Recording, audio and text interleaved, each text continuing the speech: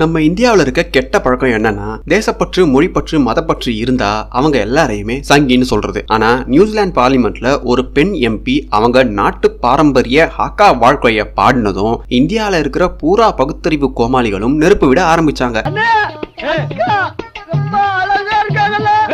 அது எப்படின்னே தெரியல. மத்த நாட்டு மக்கள் அவங்களுடைய பாரம்பரியத்தையும் அவங்களுடைய நாட்டுப்பற்றையும் காட்டினா மட்டும் இங்க இருக்கவங்களுக்கு அவ்வளவு பெருமையா இருக்கு. ஆனா இந்தியாவில எவனா ஒருத்தன் அதை பத்தி பேசினாலோ இல்ல நாட்டுப்பற்றை காட்டினாலோ இவனுங்களுக்கு அவங்கள பார்த்தா சங்கின்னு சொல்ல எப்படி மனசு வருதுன்னே தெரியல. இதுல தங்களை தாங்களே பகுத்தறிவுவாதிகள் வேற சொல்லிட்டு சுத்துறானுங்க. இத்தனைக்கும் அந்த ஹாக்கா வாழ்க்கை 170 வருஷம் மட்டுமே பழமையானது. ஆனா இந்தியால எல்லா மாநிலத்திலும் குறைஞ்சது 100க்கும் மேற்பட்டவங்க சுதந்திர போராட்டத்துல இறந்திருப்பாங்க. அப்படி அரும்பாடுபட்டு சுதந்திரம் வாங்கி தேசிய கீதம் அமைச்சா யார் மேலேயோ இருக்க வெறுப்பால தேசிய கீதத்தையும் சுதந்திர போராட்டத்துல உயிர் விட்டவங்களையும் அவமானப்படுத்துறதுக்குன்னே இங்க கேவலமான பல பிறவிகள் இருக்கிறாங்க. இந்தியாவை தவிர இப்படி ஒரு பிறவிகளும் இப்படி ஒரு சம்பவமும் வேற எந்த ஒரு நாட்டிலையுமே நடக்கவே நடக்காது. இதுக்கு முக்கிய காரணம் என்னன்னா பிரிட்டிஷார் கொண்டு வந்த கல்வி முறை மிக அழகா அருமையா இந்தியாவில வேலை செய்யறது தான். திமுகவை எதிர்த்து எவனெல்லாம் பேசுறானோ அவன் எல்லாரையுமே சங்கின்னு உருட்டி வச்சிருக்காங்க இந்த ஊபி. சங்கியா இருந்துகிட்டு பேசுறாங்க பேச்சு. இது என்னடா கொடுமையா இருக்கு? கேள்வி கேக்குறவங்க சங்கியா? அப்படி பார்க்க போனா நம்ம வடக்கு நண்பர் ஐயா அம்பேத்கர் தான் ஒரிஜினல் சங்கி. ஐயா அம்பேத்கர் தன்னுடைய வாழ்நாளில் என்னென்ன சங்கித்தனம் பண்ணாருன்னு நாம பார்க்க இந்த ஒரு வீடியோ பத்தாது, இன்னும் பல வீடியோஸ் தேவைப்படும். ஆனாலும் இந்த வீடியோல முடிஞ்ச அளவுக்கு பார்ப்போம். வணக்கம் மக்களே, நான் உங்கள் வேங்கை, தமிழ் வேங்கை.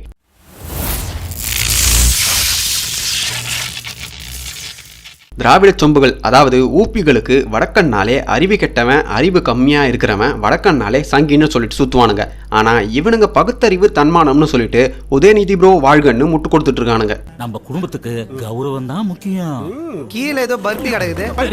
இந்த திராவிட கூட்டத்துல ரொம்ப முத்தி போன ஒரு கூட்டம் யாருன்னா அதுதான் இந்த ஜெய்பீம் கூட்டம். அம்பேத்கர் எவ்வளவோ நல்ல விஷயங்களை அவர் சொல்லியிருக்காரு. ஆனா இவனுங்க புள்ளிங்கோ வேலை பண்றதுல மட்டுமே குறியா இருந்துட்டு அம்பேத்கர் பேரை யூஸ் பண்ணிட்டு சுத்துறானுங்க.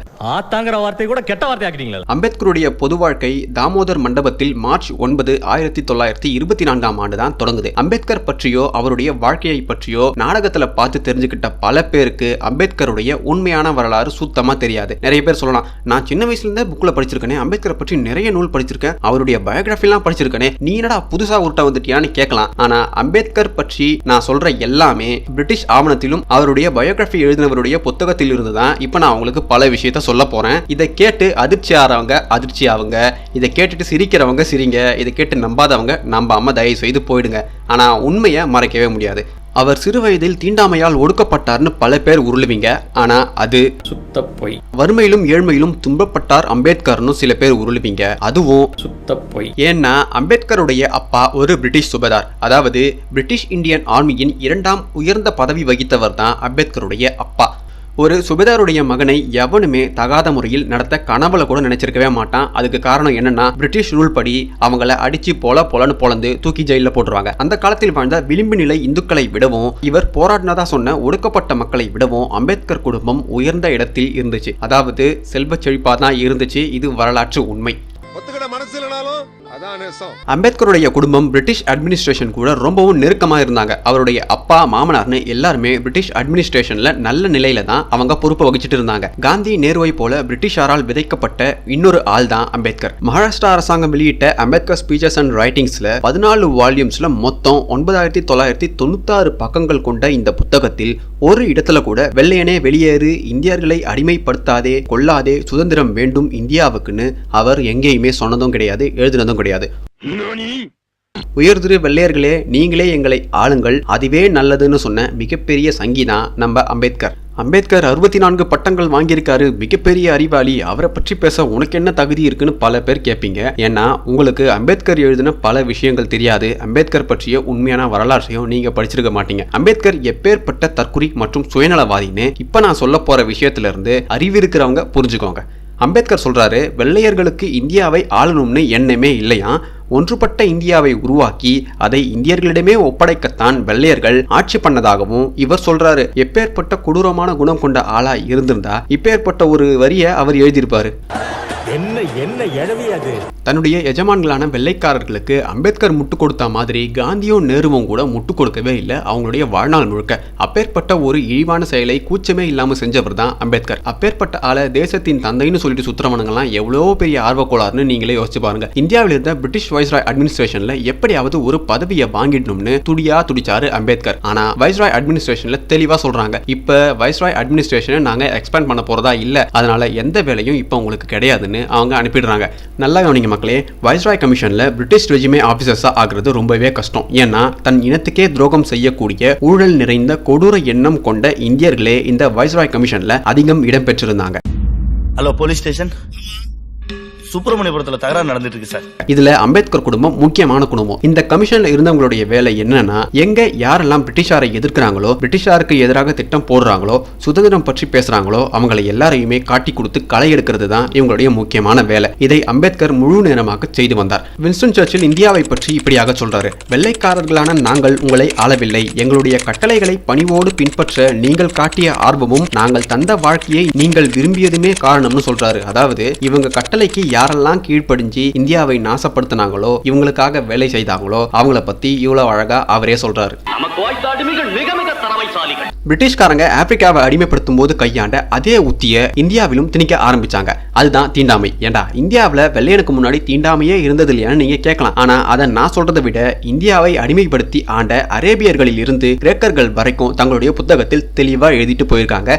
நீங்களே அதை தேடி படிச்சு பாருங்க. ஈவன் இஸ்லாம் மன்னர்களே என்னடா இப்படி சொல்லியிருக்காங்கன்னு நீங்களே ஆச்சரியப்படுவீங்க. பிரிட்டிஷ் அடிமையான அம்பேத்கரை பெரியாளாக்க அவர் தன்னுடைய சிறு வயதில் எப்படியெல்லாம் தீண்டாமையை அனுபவித்தார்னு ஒரு போலியான கதையை உருவாக்குறாங்க. இந்த கதையில் வரும் முக்கியமான நிகழ்வுகள் என்னன்னா, கோவிலுக்குள் அவரை அனுமதிக்கல, கோணிப்பைக்கு மேல அவரை உட்கார வச்சு வகுப்பறையில் தீண்டாமையை கடைபிடித்தார்கள், தண்ணி குடிச்சா அடிப்பாங்கன்னு இன்னும் ஏகப்பட்ட உருட்டுகளை உருட்டி வச்சிருக்காங்க அம்பேத்கர் பயோகிராஃபில. 100 வருடங்களுக்கு பிறகு வரப்போகும் மடையர்களுக்கு நான் எப்படி இருந்தேன் என்று தெரியவா போகிறது. இத அப்படியே நாடகமாகவும் எடுத்து அது மூலமா மக்கள் மனசுல, குறிப்பா படிச்ச கோமாளிகள் மனசுல இதை திணிச்சிட்டாங்க. ஆனா அது உண்மையான கூட தேடி ஆராய்ந்து பார்க்கக்கூடிய அறிவு இல்லாதவங்க தான் ஆரியம், பிராமணம், பார்ப்பனியம்னு உருளும் இந்த அதிமேதாவிகள். அம்பேத்கருடைய வாழ்க்கையில் உண்மையாகவே இதெல்லாம் நடந்துச்சான்னு பாத்தீங்கன்னா இப்படியெல்லாம் அவருக்கு நடக்கவே இல்லை. ஃபர்ஸ்ட் ஆஃப் ஆல், பிரிட்டிஷ் ரெஜிமேல மிக உயர்ந்த பதவியான சுபேதார் பதவியில் இருக்கும் ஒருவருடைய பையனை எதிர்க்க எவனுக்குமே துணிவு இருக்காதுன்னு நான் ஏற்கனவே சொல்லியிருப்பேன். அப்படி யாராவது அம்பேத்கருக்கு பண்ணியிருந்தா தெருவுல இழுத்து போட்டு நாய் மாதிரி மிதிச்சே அவங்கள கொன்னுருப்பாங்க, இல்லனா தூக்கி ஜெயில போட்டிருப்பாங்க. இன்னும் சொல்ல போனா அம்பேத்கரை எதிர்த்து பேசவே எவனுக்குமே அந்த காலத்தில் தைரியம் இருந்திருக்காது. அப்ப நீங்களே யோசிச்சு பாருங்க, அம்பேத்கர் பற்றிய சிறுவயது கதைகள் எல்லாமே எப்பேற்பட்ட உருட்டுகள்னு. அம்பேத்கர் கல்யாணம் பண்ணிக்கிறது ஒரு பிராமண பெண். தனக்கு மிகவும் நெருக்கமாக இருந்த அட்வைசர்ஸ் கூட பிராமணர்கள் தான். ஆனா பிரிட்டிஷ் அடிமையான அம்பேத்கர் முழுக்க எந்தவித அடிப்படை அறிவும் இல்லாம கண்மூடித்தனமா தன்னுடைய முதலாளிகளுக்கு விசுவாசத்தை காட்டவே இந்து மதத்தை வெறி கொண்டு எதிர்த்தாரு.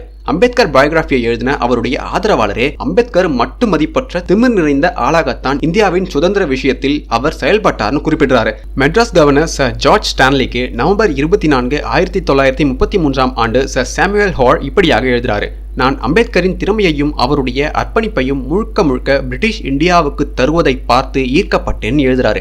அம்பேத்கர் இந்தியனாக இருந்ததை விட அவர் முழுக்க வெள்ளையர்களின் அடிமையாகவே இருந்து என்னுடைய வாழ்க்கை முழுவதும் உங்களுக்காக நான் அர்ப்பணிப்பேன்னு கடைசி வரைக்கும் அவர் வாழ்ந்து அதை நிரூபிச்சுட்டே போயிருக்காரு.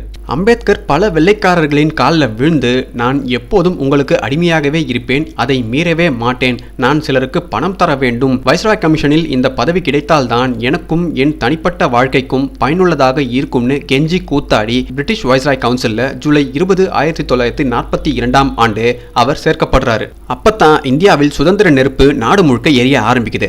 அதை தடுக்க எல்லா மாநில கவர்னர்களுக்கும் பிரிட்டிஷ் அரசாங்கம் கடிதம் எழுதுது. அந்த கடிதத்தில் யாரெல்லாம் குவிட் இந்தியா மூவ்மெண்ட்டுக்கு ஆதரவாக இருக்காங்களோ அவங்க எல்லாரையும் சிறையில போடுறாங்க, ரேஷன்ஸ் கட் பண்றாங்க, நாய் அடிக்கிற மாதிரி அடிக்கிறாங்க. இதை எல்லாத்தையும் வெள்ளைக்காரன் மாதிரி வேடிக்கை பார்த்துட்டு தன்னுடைய வாழ்க்கையை உல்லாசமாக வாழ்ந்து கழித்தவர் தான் அம்பேத்கர். KSHJ மெட்ராஸ் மாகாணத்தின் இளம் உறுப்பினராக இருந்து சுப்ரீம் கோர்ட் ஆஃப் இந்தியாவுக்கு நீதிபதி ஆனவர். இவர் அம்பேத்கரை எந்த அளவுக்கு கிழிச்சிருக்காருன்னு எல்லாருமே தேடி பாருங்க, உங்களுக்கே புரியும். அம்பேத்கரின் வாழ்க்கையே ஒரு முன்னுக்கு பின் முரணான வாழ்க்கை. பிரிட்டிஷ் இந்தியாவை ஆண்டபோது மதப்பிளவினால் உயிர் வாழ நினைத்தார். பிரிட்டிஷ் சென்றதும் பழைய மதவெறியிலிருந்து அவரால் தன்னை விடுவித்துக் கொள்ள முடியாமல் திண்டாடுகிறார். இவரை நினைத்தால் எனக்கு பரிதாபமாக மட்டுமே உள்ளதுன்னு இவர் சொல்றாரு. அப்படின்னா அம்பேத்கர் வாழ்ந்த காலத்துல எப்பேற்பட்ட ஆளா இருந்திருப்பாருன்னு நீங்களே யோசிச்சு பாருங்க. அம்பேத்கருக்கு துளி அளவும் சமஸ்கிருதம் தெரியவே தெரியாது. நம்மள ஆள வந்த பிரிட்டிஷ்காரர்களில் ஒருவரான மேக்ஸ் முல்லர் மணிப்புலேட் பண்ணி டிரான்ஸ்லேட் பண்ண சமஸ்கிருதத்தை படிச்சுட்டு இவர் ராமன் சீதான்னு பல இந்து கடவுள்களை